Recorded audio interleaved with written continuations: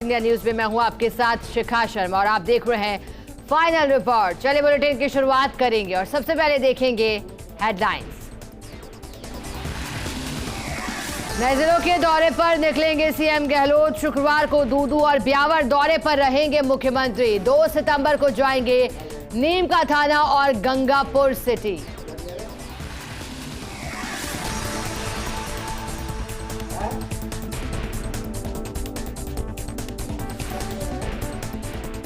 कैलाश मेघवाल के बयान पर अरुण सिंह की प्रतिक्रिया। अर्जुन मेघवाल स्वच्छ छवि के नेता, चुनाव के समय आरोप लगाना गलत, पार्टी करेगी उचित कार्रवाई।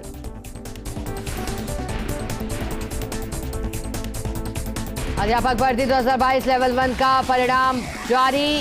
राजस्थान कर्मचारी चयन बोर्ड ने जारी किया फाइनल रिजल्ट। वेबसाइट पर अपलोड किया गया परिणाम। 21,000 पदों पर हुई थी भर्ती परीक्षा।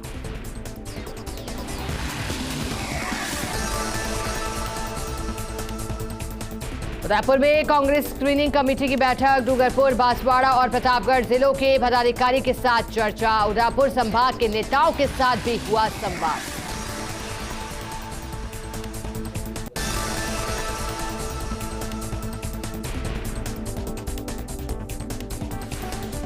डीडवाना के राणासर में डबल मर्डर मामला। कुचामन शहर बंद का किया गया आह्वान। सीबीआई जांच और पीड़ित परिवारों को आर्थिक मुआवजे की मांग। भाजपा ने भी जांच के लिए बनाई 5 सांसदों की समिति।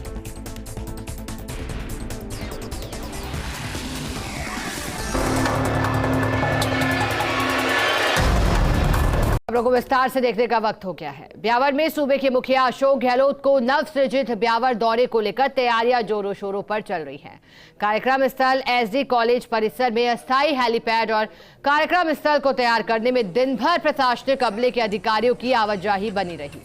इस दौरान एमडी कॉलेज परिसर और एसडी कॉलेज परिसर पर उगी झाड़ियों को हटवाकर उसे साफ सुथरा बनाया गया और सीएम गहलोत के हेलीकॉप्टर को उतारने के लिए अस्थायी हेलीपैड तैयार करवाया जा रहा है। जिला कलेक्टर रोहिताश्व सिंह तोमर, पुलिस अधीक्षक नरेंद्र सिंह चौधरी, एडीएम मृदुल सिंह, सार्वजनिक निर्माण विभाग के एसएस सलूजा और नगर परिषद के अधिकारियों ने एसडी कॉलेज परिसर में चल रहे कामकाज का मौका निरीक्षण किया। अधिकारियों ने वहां काम कर रहे लोगों को दिशा निर्देश दिए। उधर सीएम गहलोत के ब्यावर आगमन को लेकर कांग्रेस जन भी उनकी अगवानी तथा स्वागत में जुटे रहे। सीएम गहलोत के जिला बनाने के बाद पहली बार ब्यावर आगमन पर भव्य स्वागत की तैयारियां की जा रही है।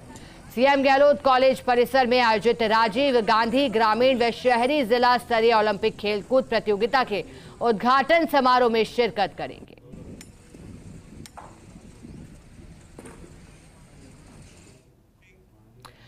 राजस्थान में आगामी विधानसभा चुनाव को लेकर नेता और कार्यकर्ता भाजपा मुख्यालय पहुंचकर टिकटों के लिए अपनी दावेदारी जता रहे हैं। उधर भाजपा प्रदेश अध्यक्ष सीपी जोशी ने विभिन्न कार्यक्रमों के दौरान अपना बायोडेटा देने वाले नेताओं और कार्यकर्ताओं को बड़ा संदेश दिया। उन्होंने कहा कि टिकट मेरे पास नहीं बल्कि बूथ कार्यकर्ता और जनता के पास है। सारी रिपोर्ट दिल्ली के पास है। जयपुर आने की आवश्यकता ही नहीं, आप जनता के बीच में रहिए, टिकट आपके पास घर बैठे ही आ जाएगा। वहीं जोशी ने कहा कि परिवर्तन यात्रा से प्रत्याशी चयन और टिकट वितरण पर कोई असर नहीं पड़ेगा। प्रत्याशी चयन और टिकट वितरण में जुटी टीम अपना काम करेगी और इसे समयबद्ध रूप से पूरा करेगी। नरेंद्र मोदी जी के कुशल नेतृत्व को देश की जनता का आशीर्वाद है। उनकी कथनी और करनी में फर्क नहीं, जो कहा वो किया और राष्ट्र को अपना परिवार मानकर इन 9 वर्षों में काम किया। जो काम कभी नहीं हुए वो काम भी इन 9 वर्षों में देश की जनता ने देखा है। दुनिया में भारत का बढ़ता वैभव देश की जनता ने देखा है, गरीब का कल्याण देखा है। तो ऐसे मामले में देश के तमाम लोगों का, आम जन का विश्वास नरेंद्र मोदी जी के ऊपर है। इसलिए इस प्रकार के कितने ही गठबंधन हो, जनता इनके असली चेहरे जानती है। एडीजी कानून व्यवस्था आनंद श्रीवास्तव आज भरतपुर पहुंचे, जहां उन्हें अन्वेषण भवन में गार्ड ऑफ ऑनर दिया गया। इस दौरान भरतपुर रेंज के आईजी रूपेंद्र सिंह ने उनकी अगवानी की। वहीं इस दौरान भरतपुर, करौली, डीग, गंगापुर, धौलपुर, सवाई माधोपुर जिले के एसपी भी मौजूद रहे। जिसके बाद एडीजी आनंद श्रीवास्तव भरतपुर एसपी ऑफिस पहुंचे, जहां उन्होंने संभाग स्तरीय अधिकारियों के साथ बैठक की। इस बैठक में रेंज आईजी और संभाग के सभी एसपी, एएसपी, सीओ और कई थानाधिकारी भी मौजूद रहे। इस संभाग स्तरीय बैठक में पुलिस अधीक्षकों और अन्य अधिकारियों के साथ कानून व्यवस्था को लेकर चर्चा की गई। बैठक थी वो 3 इशूज़ को लेकर के हुई थी। एक तो भरतपुर रेंज के जो ज़िले हैं इनमें कानून व्यवस्था की जो स्थिति है उसकी समीक्षा की गई बहुत गहराई से जाकर के। दूसरा, आने वाले समय में जो विधानसभा चुनाव होने वाले हैं 2023 में, उनकी तैयारियों की जो समीक्षा की गई और जो भारत के निर्वाचन आयोग ने जो निर्देश अब तक दिए हैं हम लोगों को, उनकी ग्राउंड लेवल पर किस स्तर तक पालना की जा रही है उस पर चर्चा की गई और उसके संबंध में जो भी आगे किया जाना है वो रणनीति तय की गई। और तीसरा, जो भी भरतपुर रेंज में फोर्स और रिसोर्स उपलब्ध है उसको उसमें और क्या ज़रूरतें हैं, क्या आवश्यकताएं हैं भरतपुर रेंज की, जैसे 2 नए ज़िले बने हैं अभी, उन ज़िलों की क्या आवश्यकताएं हैं। मुख्यमंत्री अशोक गहलोत प्रदेश के शहरों और गांव में जिला स्तरीय खेल प्रतियोगिता की सौगात देने जा रहे हैं। सीएम गहलोत 1 सितंबर को नागौर के जिला खेल स्टेडियम में इसका शुभारंभ करेंगे। इसी को लेकर जिला कलेक्टर डॉक्टर अमित यादव ने जिला परिषद, शिक्षा विभाग, खेल विभाग, पंचायत राज निकाय क्षेत्र के अधिकारियों की बैठक ली। जिला कलेक्टर डॉक्टर अमित यादव ने बताया कि इस बैठक में प्रतियोगिता की तैयारियों की समीक्षा की गई। खेल प्रतियोगिताओं को एक फेस्टिवल के रूप में आयोजित कर इसे आकर्षक बनाया जा रहा है। वहीं भोजन उपलब्ध कराने के लिए शुरू की इंदिरा रसोई की कमान अब पंचायती राज विभाग के जिम्मे सौंपी गई है। अपने जो नागौर जिले के अंतर्गत कल से राजीव गांधी ग्रामीण जो शहरी और ग्रामीण जो है ओलंपिक गेम्स कार्यक्रम का जिला स्तरीय खेल स्टार्ट प्रतियोगिताएं होंगी और इसमें जो अपने जिले भर से जो 8 पंचायत समिति हैं और हमारी जो सभी नगर पालिकाओं से जो विजेता टीम रही है उनके गेम स्टार्ट होंगे। कल सुबह 8 बजे से सभी खिलाड़ी वहाँ पहुँच जाएंगे। 9 बजे से कार्यक्रम का आगाज स्टार्ट होगा। इसके अंतर्गत जो अपने सभी तरह के गेम्स हैं, जो 7 कैटेगरीज अलग ग्रामीण की थी और 6 कैटेगरीज शहरी की, वो सभी कैटेगरीज के गेम्स होंगे। डिडवाना के राड़ासर गांव में 2 दलित युवकों की गाड़ियों से कुचलकर निर्मम हत्या का मामला लगातार गरमाया हुआ है। हत्या को आज 4था दिन हो चुका है, लेकिन अब तक मृतकों के शवों का पोस्टमार्टम नहीं हुआ। परिजन इस मांग पर अड़े हैं कि जब तक सभी आरोपी गिरफ्तार नहीं किए जाएंगे और पीड़ित परिवारों को 50-50 लाख का मुआवजा नहीं दिया जाएगा, तब तक ना तो शव का पोस्टमार्टम करवाया जाएगा, ना ही धरना हटाया जाएगा। उन्होंने मामले की सीबीआई जांच की मांग की। इस कारण तीसरे दिन शाम तक कोई निर्णय नहीं लिया गया और कुचामन पुलिस थाने के बाहर दलित समाज का धरना जारी रहा। धरने में आरएलपी विधायक नारायण बेनीवाल और भोपालगढ़ विधायक पुखराज गर्ग भी शामिल हुए। दूसरी ओर पुलिस प्रशासन द्वारा आज भी पीड़ित परिवार से समझाइश का प्रयास किया गया। पुलिस अधिकारियों द्वारा पीड़ित परिवार को समझाने की कोशिश की गई, लेकिन बेनतीजा रही। दूसरी ओर परिवार के लोग न्याय की मांग कर रहे हैं। उनका कहना है कि जिन आरोपियों ने भी उनके बेटों को निर्मम तरीके से मारा है, उन हत्यारों को तत्काल गिरफ्तार किया जाना चाहिए। माँ की मांगा आई है, हमारे न्याय मिले। तो आपकी प्रशासन से पुलिस से बात हुई थी, क्या बातचीत हुई? बात हुई थी, पर कोई सुनाई नहीं कर रहा है। आता है जाता है, कोई कहता नहीं पता। आज 4 दिन तक यहाँ बैठा मैं। कलेक्टर साहब से भी आपकी बात हुई थी, एसपी साहब से भी बात हुई, क्या उन्होंने आश्वासन दिया? आश्वासन करेंगे यही कर रहा है। ध्यान है, मुजरिमों को ध्यान है, पकड़ लेंगे, पकड़ेंगे, एक को नहीं पकड़े यार। इंडियन फोर्स दुनिया की ताकतवर सेनाओं में से एक है। दुनिया की ताकतवर फोर्सेस में 4थे नंबर पर आने वाली भारतीय सेना को लगातार अपग्रेड किया जा रहा है। भारत सरकार भी बजट का बड़ा हिस्सा सेना पर खर्च कर रही है, जिसके बलबूते सेना के तीनों अंग थल, जल और वायु मजबूत हो रहे हैं। नए वेपन की टेस्टिंग और एक्सरसाइज राजस्थान में अधिक की जाती है। जैसलमेर की पोखरण फील्ड फायरिंग रेंज में डेजर्ट स्ट्राइक से सैन्य हथियारों की गूंज से जमीन से लेकर आसमान तक थर्रा गए हैं। दुश्मनों के ठिकानों को भेदते निशाने और धमाकों ने रोंगटे खड़े कर दिए हैं। एक रिपोर्ट पेश है। हवा में शौर्य दिखाते जवान, गगनभेदी तोपों के साथ जवान, मिसाइल से निशाना लगाते जवान। भारत पाक अंतर्राष्ट्रीय सीमा से सटे सरहदी जैसलमेर जिले में भारतीय सेना ने युद्धाभ्यास कर अपनी मारक क्षमता का परिचय दिया। भारतीय सेना ने पोखरण फील्ड फायरिंग रेंज में किए इस युद्धाभ्यास को डेजर्ट स्ट्राइक नाम दिया गया।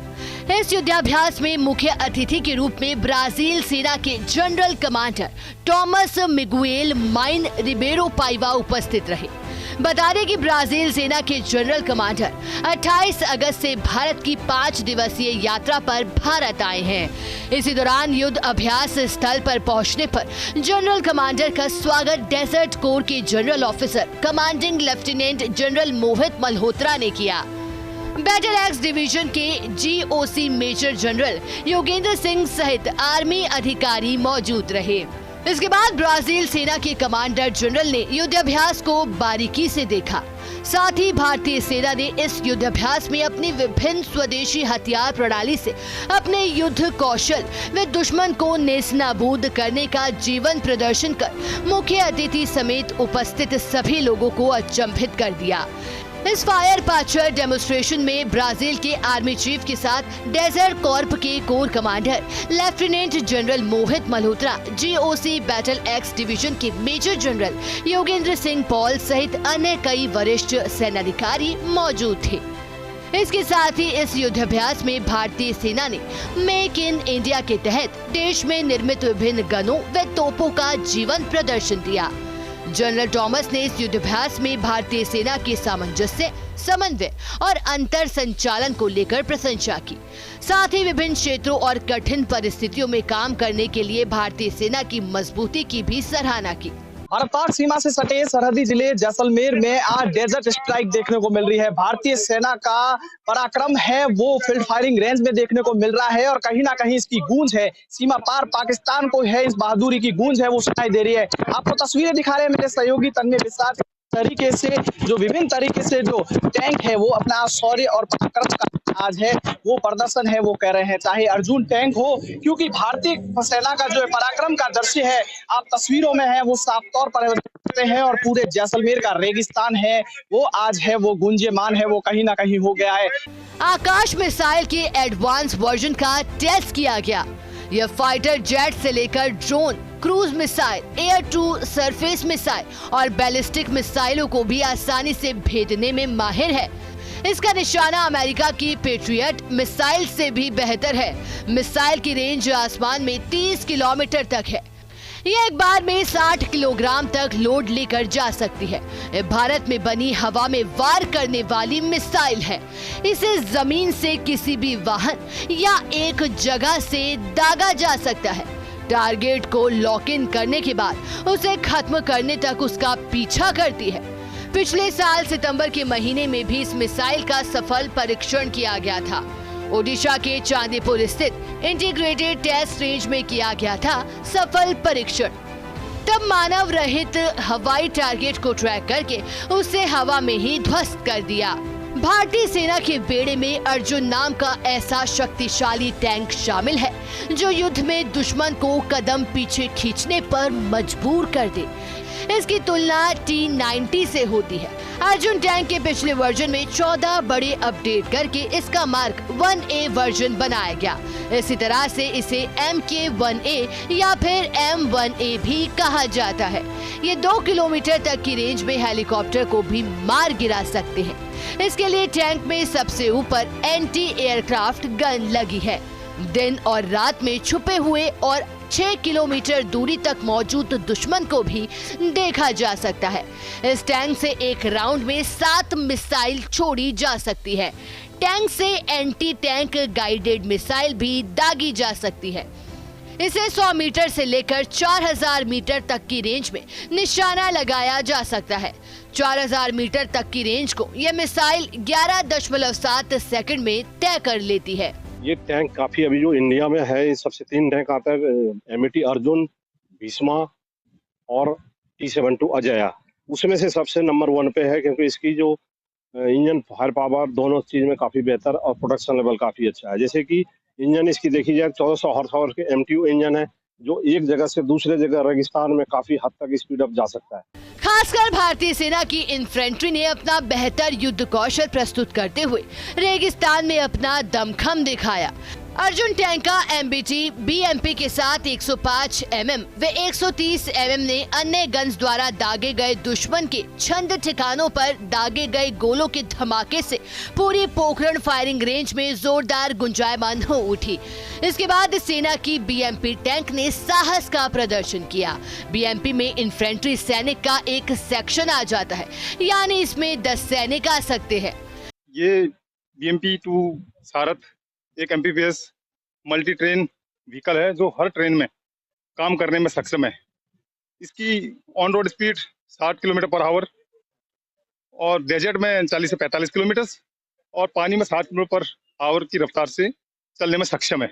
मिसाइल हेलिना। हेलीकॉप्टर से anti tank guided missile Helina का परीक्षण किया गया। यह मिसाइल किसी भी परिस्थिति में दुश्मन को सबक सिखाने में कारगर है।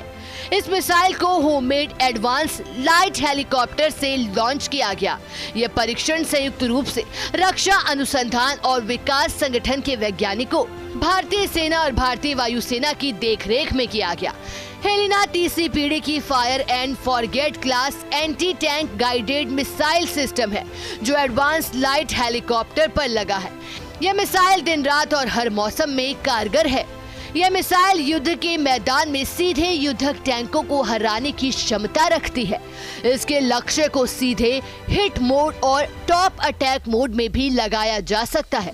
भारतीय सेना के संस्करण को हेलिना के नाम से जाना जाता है, जबकि भारतीय वायुसेना के संस्करण को ध्रुवस्त्र कहा जाता है। धनुष गन को डीआरडीओ ने टाटा पावर व भारत फोर्ज के साथ मिलकर बनाया था।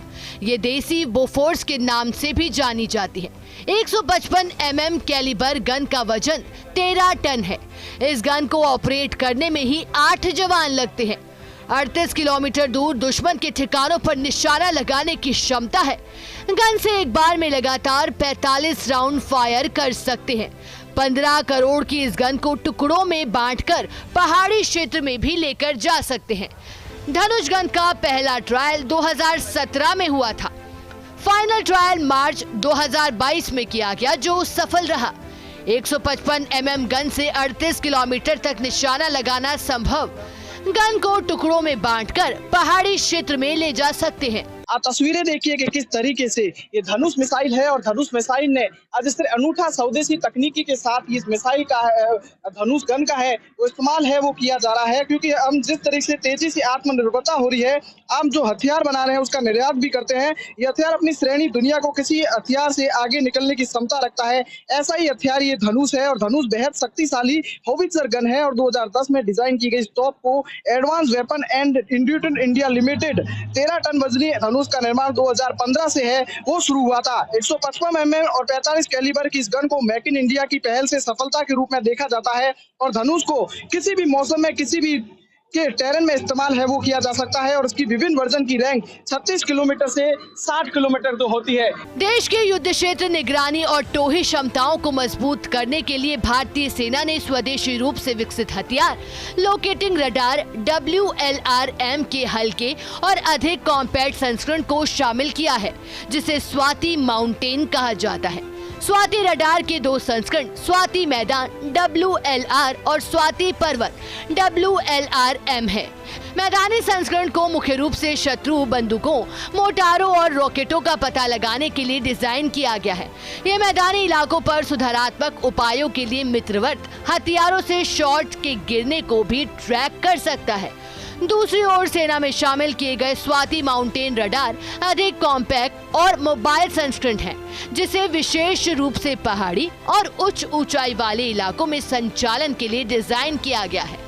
देश में युद्ध क्षेत्रों को टो लेने और निगरानी के लिए है वो रडार का उपयोग किया जाता है और रडार कहीं ना कहीं भारतीय सेना में मजबूती का प्रयोग करती है। आप तस्वीरें देखिए कि किस तरीके से ये स्वाति है, ये रडार है और देश की जो युद्ध क्षेत्र में निगरानी और टोही क्षमताओं को मजबूत करने के लिए कहीं ना कहीं उपयोग किया जाता है, क्योंकि भारत इलेक्ट्रॉनिक लिमिटेड द्वारा ये विकसित सबसे पहले इलेक्ट्रॉनिक्स लिमिटेड ने विकसित किया गया और आधुनिक सेनाओं के लिए विकसित ये वेपन लोकेटिंग रडार और दुश्मन के तोपखाने, मोटार और रॉकेट लॉन्चरों को स्वतः रूप से पता लगाने और ट्रैक के उन्नत सिग्नल प्रोसेसिंग तकनीकों का उपयोग करता है। ये रडार पर्यावरण परिस्थितियों को ध्यान में रखते हुए युद्ध के मैदान में प्रोजेक्टाइल का पता करता है और कहीं ना कहीं दुश्मन के ठिकानों को प्रयुक्त रूप से है ये उपयोग किया जाता है। और रडार किस तरीके से टो लेता है, इन टो को लेकर उपयोग किया जाता है। युद्ध क्षेत्र में किस तरीके से रडार का उपयोग किया जाता है, इनके संस्करणों का आज पोखरण फील्ड फायरिंग रेंज में है वो विकसित रूप से है वो परीक्षण किया गया है और टो लेने के लिए सटीक परीक्षण किया गया है।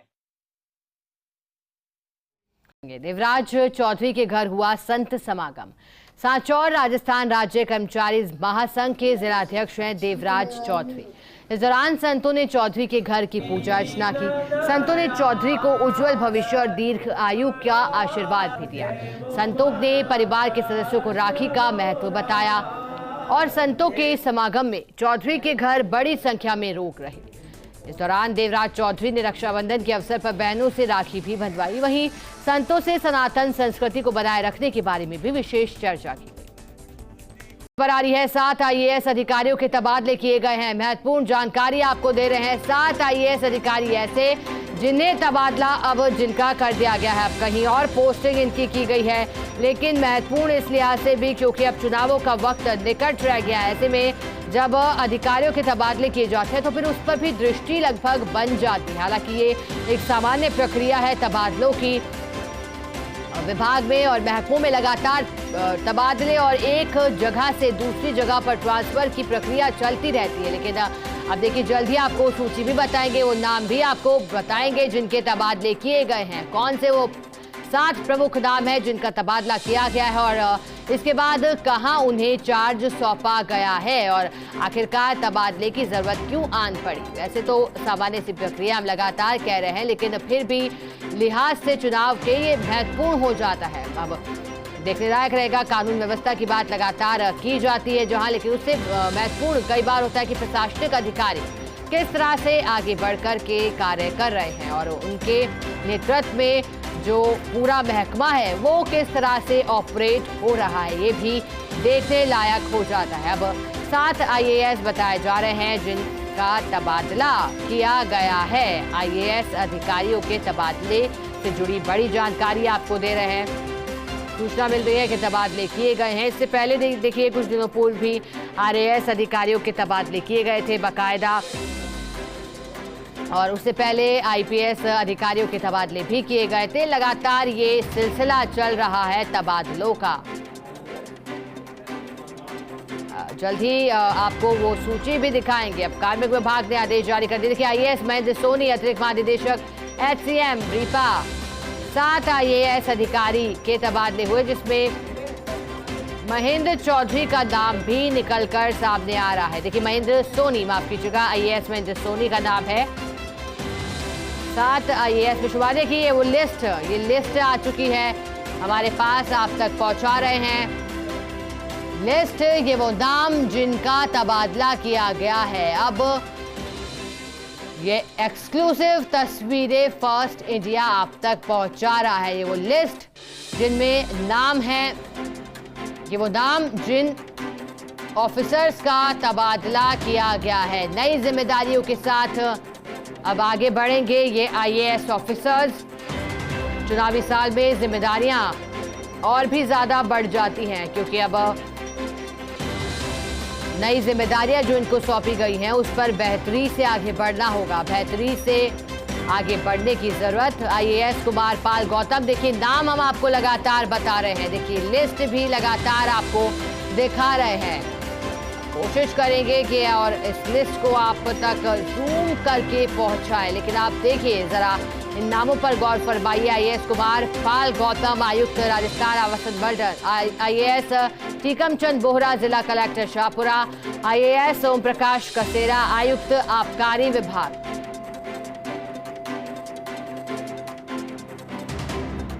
कार्य विभाग ने आदेश जारी किए हैं। नाम आपको लगातार ये बता रहे हैं और देखिए महत्वपूर्ण इसलिए क्योंकि अब यहाँ कलेक्टर जो कि हैं उनका भी तबादला किया गया है। नई जिम्मेदारी सौंपी गई है अब, क्योंकि अब नए जिलों का गठन भी कर दिया गया था, बाकायदा नोटिफिकेशन जारी कर दिया गया था और उसके बाद बाकायदा कार्यक्रम भी रखा गया चलिए हमारे साथ सहयोगी डॉक्टर ऋतुराज शर्मा जुड़ गए। ऋतुराज जी, जानकारी दीजिएगा। पहले तो वो 7 नाम बताइएगा और अब नवीन पद उन्हें जो मिले हैं उसका भी जिक्र करिएगा।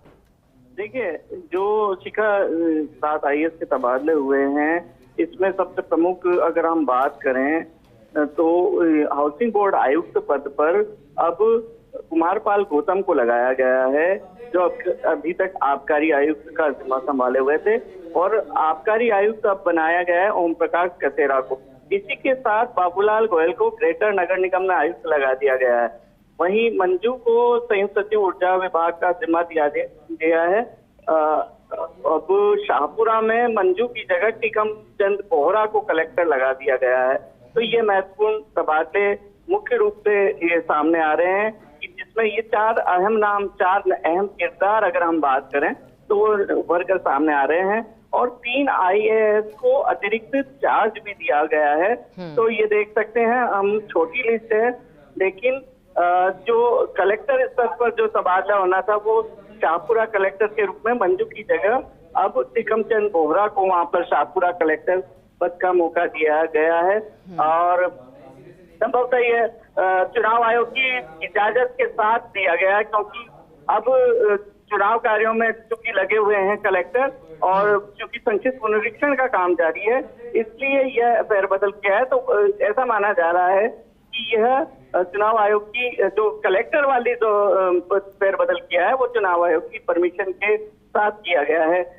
वहीं अभी तक संयुक्त सचिव थे मुख्यमंत्री के हनुमानमल ढाका, वो अब राजपेट में प्रबंध निदेशक बनाए गए हैं।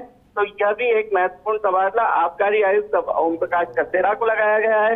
इसी तरह से महेंद्र सोनी की जगह अब हम देखते हैं कि महेंद्र सोनी की जगह बाबूलाल गोयल को ग्रेटर नगर निगम में आयुक्त बनाया गया है। जो महेंद्र सोनी है, काफी लंबे समय से ग्रेटर नगर निगम में आयुक्त का जिम्मा संभाले हुए थे, और IAS में जब प्रमोशन हुआ था उसके बाद भी काफी समय बाद तक ये पद उन्होंने संभाला हुआ था। और यह एक अहम पोस्टिंग IAS में प्रमोशन के बाद उनकी मानी गई थी। अब वे अतिरिक्त महानिदेशक SPM रीवा बनाए गए हैं, और विशिष्ट सचिव प्रशिक्षण का भी इन्हें जिम्मा दिया गया है। तो ये महत्वपूर्ण तबादले देखे जा सकते हैं। ये ऐसे तबादले देखे जा सकते हैं कि जो सभी तबादले करने के बाद जो कुछ बचे हुए नाम थे और जिनको एडजस्ट किसी न किसी रूप में सरकार को करना था, वो नाम यहाँ पर सामने आ रहे हैं। ऐसा माना जा रहा था कि कलेक्टर पद पर अब तबादले नहीं होंगे, लेकिन टीकम चंद बोहरा को जो जिम्मेदारी दी गई है शाहपुरा की मंजू की जगह, अब वो भी कलेक्टर बन गए हैं। और ये जो कि माना जा रहा था कि अब कलेक्टर पद पर तबादले नहीं होंगे, इसलिए ये अब कहा जा रहा है कि संभवतः ये तबादला निर्वाचन आयोग, निर्वाचन विभाग की सहमति से, उनके अनुमोदन के साथ हुआ है। ऋतुराज जी, क्योंकि आप जानकारी दे रहे हैं, आपने बताया कि वर्तमान पद कौन सा और नवीन पद फिर किस तरह से उन्हें सृजित किया गया। ऋतुराज जी, क्योंकि आपने वो महत्वपूर्ण किरदार भी बताया, लेकिन एक और जानकारी दीजिएगा, क्योंकि आपने जैसा कि कहा कि कलेक्टर स्तर पर पहले बात हुई थी कि तबादला नहीं किया जाएगा और फिर तबादला किया गया, यानी कि अब हम भविष्य में ऋतुराज जी ऐसी और कोई लिस्ट भी सामने आ सकती है तबादलों से जुड़ी, और उसमें भी चौंकाने वाली बातें सामने आ सकती हैं क्या? देखिए, जो भविष्य के तबादले की अगर बात करें तो निश्चित तौर पर ये हो सकता है कि सचिवालय स्तर के कुछ अधिकारी बदले जाएं, क्योंकि ये जो फेरबदल हुआ है उसमें सचिवालय स्तर का कोई फेरबदल का बड़ा नाम नहीं है। अगर हम मंजू को छोड़ दें संयुक्त सचिव ऊर्जा विभाग में, तो कोई ऐसा बड़ा नाम, या फिर जो हनुमानमल ढाका हैं वो मुख्यमंत्री संयुक्त सचिव पद की जिम्मेदारी संभाले हुए थे और उनका तबादला किया गया।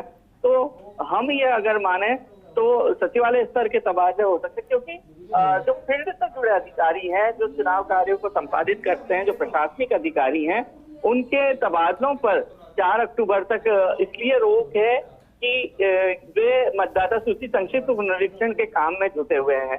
तो ऐसे में हम मान सकते हैं कि यदि वो तबादले हुए, जैसे कि हम बात करें अगर टीकम चंद बोहरा की, तो उनका शाहपुरा कलेक्टर पद पर तबादला हुआ है, तो उनको कलेक्टर बनाया गया। तो ऐसा माना जा रहा है कि इसके पीछे चुनाव आयोग की सहमति, अब कोई इस तरह से चुनाव कार्य से जुड़े अधिकारी जैसे कलेक्टर हो, एसडीओ हो, एडीएम हो, इनका अगर तबादला किया गया तो वह तबादला चुनाव की सहमति से किया जाएगा। और अब ऐसी कोई बड़ी सूची आने की संभावना बेहद कम मानी जा रही है। और जहां तक अब अतिरिक्त चार्ज की बात करें तो इस सूची में भी, इस छोटी सूची में भी अतिरिक्त चार्ज का बोझ यहाँ पर साफ दिखाई दे रहा है। सुधीर शर्मा को उद्योग आयुक्त पद का अतिरिक्त चार्ज दिया गया है। इसी तरह से कुमारपाल गौतम को कार्यकारी निदेशक बनाया गया है रोटसिको में, और ताराचंद मीणा को एमडी खान और खनिज RSMML का जो है वो प्रबंध निदेशक का अतिरिक्त चार्ज ताराचंद मीणा को दिया गया है, क्योंकि वो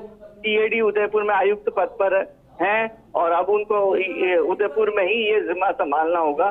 तो अतिरिक्त चार्ज का बोझ भी यहाँ पर हम देख सकते हैं कम नहीं हो रहा है, बल्कि हर सूची में हम ये देख रहे हैं कि कोई ना कोई अतिरिक्त चार्ज यहाँ पर दिखाई दे रहा है कि किसी न किसी अधिकारी को अतिरिक्त चार्ज दिया जा रहा है। अगर महेंद्र सोनी की बात करें तो करीब साल भर या इससे भी ज्यादा का समय इनको ग्रेटर नगर निगम आयुक्त पद पर काम करते हो गया, और ये एक महत्वपूर्ण पोस्ट थी। और चूंकि चुनाव कार्य नजदीक है तो चुनाव में जो अहम पोस्ट में जो लंबे समय तक एक ही जगह पर एक ही सीट पर काम कर रहे हैं उन अधिकारियों को बदला जाना था, और संभवतः पहले की सूचियों में इस चीज को शायद देखा नहीं गया, और अब ये इसमें अकोमोडेट करने की कोशिश यहाँ पे देखी जा रही है। तो इसी वजह से ये ग्रेटर नगर निगम आयुक्त पद पे जो महेंद्र सोनी का तबादला है संभवतः इसी वजह से किया गया। जहाँ तक जो हाउसिंग बोर्ड आयुक्त की बात है, अल्पा चौधरी को सचिव पद के साथ इसका आयुक्त पद का अतिरिक्त जिम्मा सौंपा गया था, लेकिन अब ये जिम्मा कुमारपाल गौतम संभालते नजर आएंगे, जो कि हाउसिंग बोर्ड से जुड़े जो अन्य प्रोजेक्ट हैं उनका शेष जो काम है जिसमें आचार संहिता से पहले निर्धारित समय सीमा में करना है उसको पूरा करने का जिम्मा इन पर रहेगा। इसी तरह से ओम प्रकाश कसेरा की अगर बात करें तो कुमारपाल गौतम चूंकि आबकारी आयुक्त के तौर पर काफी लंबे समय से थे, इसलिए उनका तबादला लाजमी था और उसके लिए उपयुक्त कोई अधिकारी देखा जा रहा था, तो ओम प्रकाश कसेरा के रूप में अब ये तबादला आबकारी आयुक्त पद पर किया गया है। और इनकी जो पोस्टिंग की गई है वो उदयपुर आबकारी आयुक्त पद पर, और चूंकि ये पदेन मध्य निषेध निदेशक भी कहलाएंगे तो ये रहा है। और टीकम चंद बोरा जो अभी तक राजस्थान धरोहर प्राधिकरण में एक तरह से हम कह सकते हैं कि एक अलग जीवन बिता रहे थे, अपने जो प्रशासनिक कार्य क्षमता है उसके थोड़ा सा विपरीत मुख्य कार्यकारी अधिकारी धरोहर प्राधिकरण में बनाए गए थे। तो अब इनका तबादला कलेक्टर पद पर हुआ है शाहपुरा। इससे पहले एक जो तबादला हुआ था उसको कैंसिल कराने में टीकम चंद बोरा सफल रहे हैं और जयपुर ही आसपास ही रहना चाह रहे थे, तो उस समय तबादला कैंसिल हो गया था। और अब लेकिन इनको शाहपुरा, जयपुर के पास ही है हालांकि, लेकिन इसकी जिम्मेदारी शाहपुरा की कलेक्टर पद की इन्हें दी गई है। और ये उनका तबादला कलेक्टर पद पर किया गया है। बाबूलाल गोयल की अगर बात कर रहे हैं तो SDM रीवा में अतिरिक्त महानिदेशक थे, अब जयपुर ग्रेटर नगर निगम आयुक्त पद की जिम्मेदारी संभालेंगे।